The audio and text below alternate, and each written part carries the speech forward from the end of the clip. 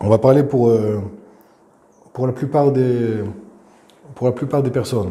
Pour la plupart des personnes du Ham Israël, comme ce que je dis, la tradition c'est une base et c'est aussi, on peut dire, un cadre.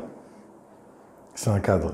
Mais il faut ensuite pouvoir aussi euh, euh, pratiquer la halakha et se comporter conformément à la halakha. Et ça, les traditions seules, elles ne suffisent pas toujours. Quelquefois, on a des traditions aussi qui sont halakhiques et qui peuvent nous donner aussi des bases, mais également même et aussi et aussi nous aider à mieux à mieux pratiquer la halakha.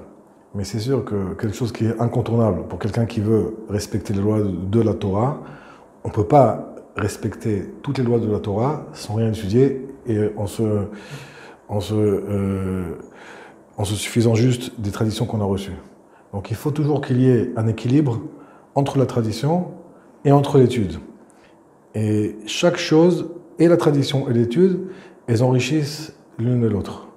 C'est-à-dire que, encore une fois, comme ce que je dis avant, quelqu'un qui a des traditions et qui va étudier la halakha, même la halakha qu'il va étudier, elle va être beaucoup plus stable et beaucoup plus équilibrée que quelqu'un qui vient et qui n'a aucune tradition et qui va étudier la halakha.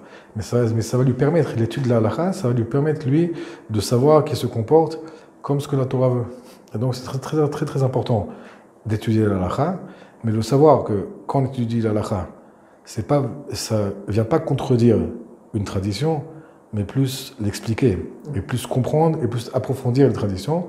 Et c'est comme ça, en fait, avec ces deux choses-là en parallèle, que quelqu'un il peut continuer à grandir et à approfondir.